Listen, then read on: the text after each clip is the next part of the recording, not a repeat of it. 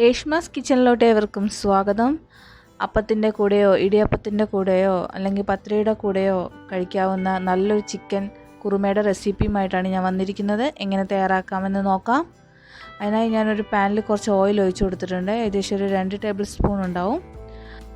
ഇനി ഇതിലേക്ക് 2 ഏലക്ക, ഒരു ചെറിയ കഷ്ണം പട്ട, ഒരു 3-4 ഗ്രാമ്പു എന്നിവയും കൂടി ചേർത്ത് കൊടുക്കാം. ശേഷം അവയെല്ലാം നന്നായി ഇളക്കി കൊടുക്കുക. അതിനുശേഷം ഞാനൊരു 3 സവാള, ചെറിയ സവാളയാണ്, അത് നീളത്തിൽ അരിഞ്ഞും കൂടി അതിലോട്ട് ചേർത്ത് കൊടുക്കുന്നുണ്ട്. ഒന്ന് ഇളക്കി കൊടുത്തതിന് ശേഷം ഞാൻ അതിലേക്ക് കുറച്ച് കറിവേപ്പിലയും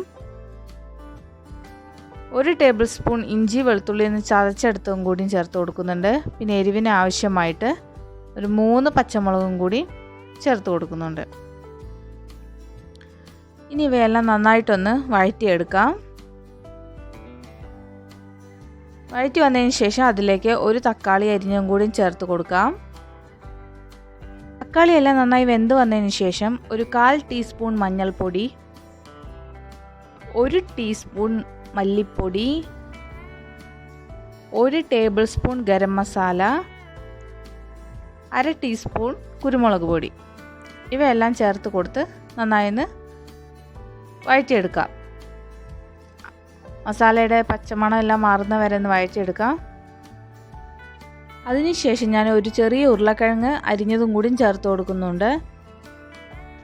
ഇനി ഇതിലേക്ക് 1 കിലോ ചിക്കനാണ് ഞാൻ എടുത്തിരിക്കുന്നത്, അതും കൂടി ചേർത്ത് കൊടുക്കുന്നുണ്ട്.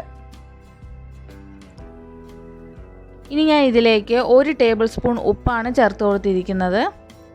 ശേഷം ഇവയെല്ലാം നന്നായി ഒന്ന് ഇളക്കി യോജിപ്പിക്കാം.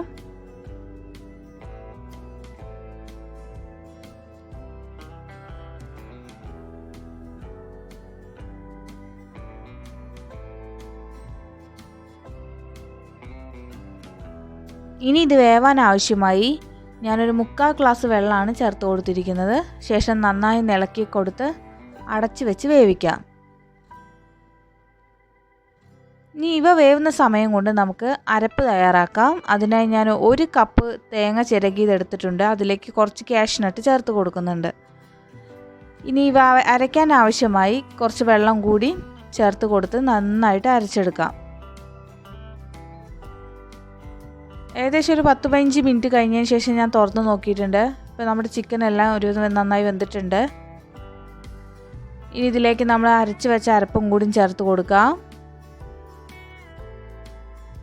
കൂട്ടത്തിൽ ആ മിക്സിയുടെ ജാറിലോട്ട് കുറച്ച് വെള്ളം കൂടി ഒഴിച്ചു കൊടുത്ത് ഞാൻ ഈ കറിയിലോട്ട് ചേർത്ത് കൊടുക്കുന്നുണ്ട്.